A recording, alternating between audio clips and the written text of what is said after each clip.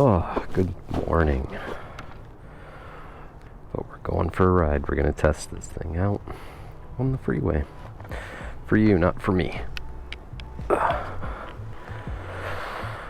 So, it is 7:15. I'll show you how this does on the freeway. And to do that, we need to get Sloppy Joe's. So, let's go. There are so many legit rider reviews of the 500X and its capability. Reviews that are much better than I can ever hope to make. A few of those broached the subject of highway riding, but were either brief or the bike had been heavily modified for cruising, which left me continually wanting a more complete answer to one big glaring question. That question is something of a priority for a rider in a country with a highway system like the US of A, which is sprawling and fast. The question I really wanted to ask and have answered before I bought this bike was how well does the stock bike fare on the highways, motorways, expressways, freeways of North America. I'd also like to say right here that I am not a fan of reviews that sound like the reviewer has some sort of favor with the manufacturer, or like they slept with the manufacturer's sister behind the factory and now they're trying to curry favor. No, I like legit assessments, pluses and minuses, and real minuses, not just, it's not that comfortable. So here I am, after 6,000 miles on the clock. I am able to say plainly and right up front, this bike can motor along at speeds in excess of 80 miles per hour, and so it is what I would regard to be a capable freeway bike, with caveats. It is relatively comfortable at highway speeds and has very little buzz through the bars, the pegs, and or the seat at the higher revs needed for those speeds. However, and I am so sorry to say there are a few howevers, there are shortcomings regarding highway riding, as I do not believe this bike was intended for long-haul freeway speeds. It is an X bike, so take that as you will. Time for a little breakfast. I'm gonna go get a cup of coffee and something warm to eat because I'm chilly, and then we'll pick this back up. This bike does excel when, putting along at 55 to 60 miles per hour, and I believe it would be happy maintaining those speeds for years on end with nary a complaint. But increase that speed to just 70 or 75 miles per hour for very long, and the bike just no longer feels like it's in its happy place. This is why you will see quite a few postings on message boards and videos out there all about swapping the front sprocket for a 16-tooth new. The swap drops the RPM enough so as to provide an increased highway prowess and lowers the engine strain to a more comfortable place.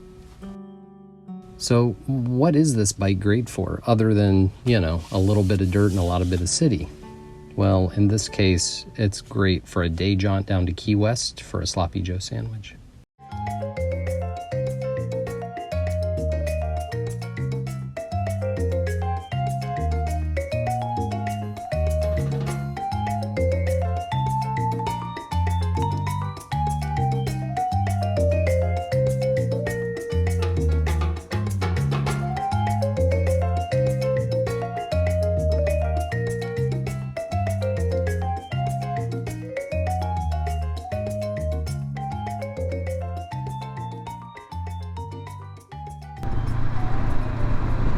So the issues I've had, let's go ahead and tick them off. Wind protection is number one, or maybe the quasi lack thereof. The wind protection as it is with the windscreen actually creates a lot of turbulence around the head and the shoulders. I think this is because the windscreen, to save money, is just a little too short. It needs some extra height. That extra height would go a long way to either blocking wind or decreasing the turbulence. The aero of the bike looks impressive, but it actually creates a good deal of turbulence that then requires one to brace the head against buffeting. In my case, this has brought a good deal of neck and shoulder pain on longer rides from holding my head in position amidst this maelstrom that's created. I've often thought of removing the windscreen entirely so as to get clean air against the helmet and the body, which would be a vast improvement.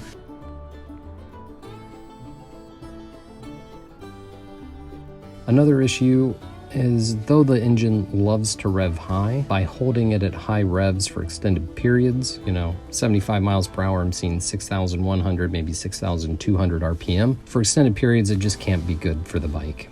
You can feel the strain, how the engine loses its pep when you throttle up for some roll-on power. I'm not saying the power plant is lacking, but at those higher RPMs, you're just now on the far side of the power torque curve, and you can feel that in the engine.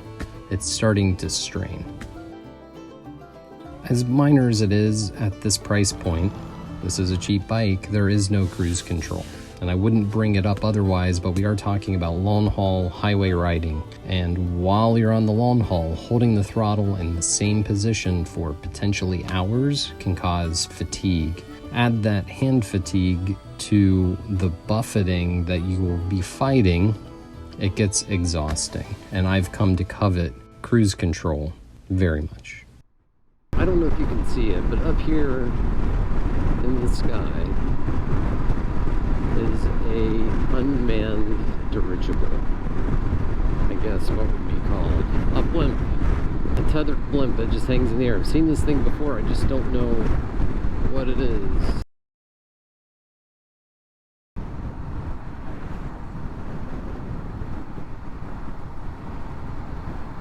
And welcome to Key West.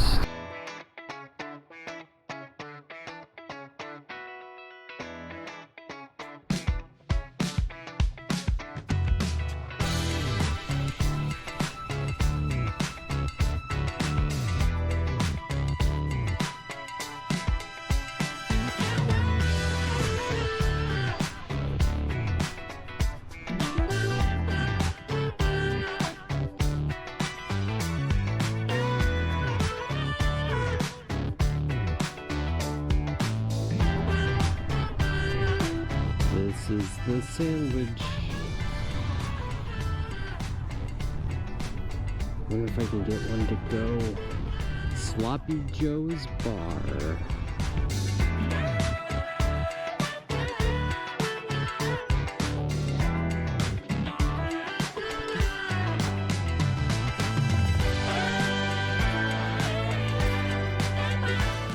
Sloppy Joe's. This is what all the fuss was about. This right here.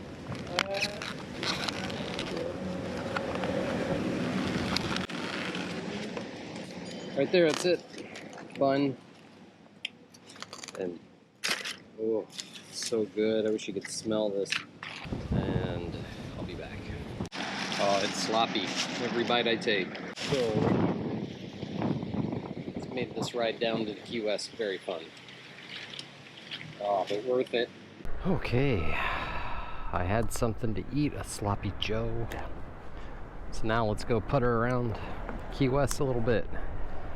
We're gonna go by the Hemingway house, which is pretty awesome.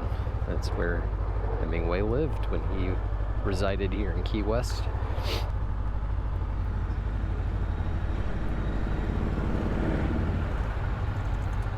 Ooh, Goldwing, hello. I haven't spent a whole lot of time down in Key West. I'm an introvert. I don't like being around a lot of people, so I tend to avoid places like Key West. But every now and again, it's real nice. The last point I want to bring up is how lightweight this bike is for its physical size. That lightweight is great for riding around town, filtering through traffic, or keeping it upright in the dirt. But couple that lightweight with a somewhat large form factor and the aerodynamics at high speed become a problem. The bike becomes skittish and it dances around a little bit in just the slightest of sideways breezes. I am continually looking at trees alongside the highway to judge how fast the wind might be blowing, as I often get knocked around and then I find that the trees are barely moving. So the aero of the bike seems to be designed for speeds under 75 miles per hour.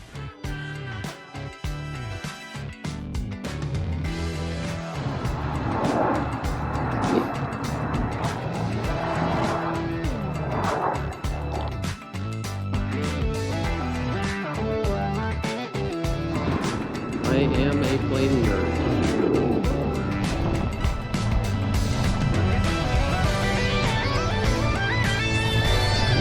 What is that? Wow.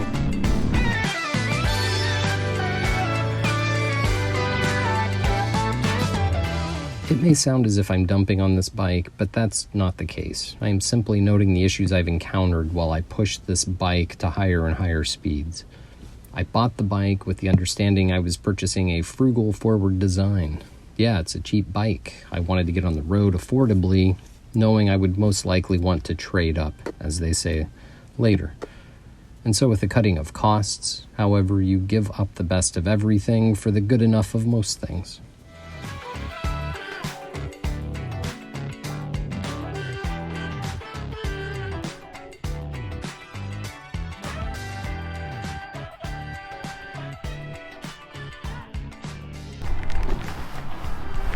That's an interesting bike. What's that? That's an interesting bike for sitting around. Goldwing and a Victory Vision. Oh, no kidding. Nice. Have a good one. Yeah. So buy this bike for the fun it can provide, the ease of ridership, and the price, and the ability to get you around. But do not presume to be buying a highway cruiser. It'll get you there. So thanks for watching, cheers, and I'll see you next time.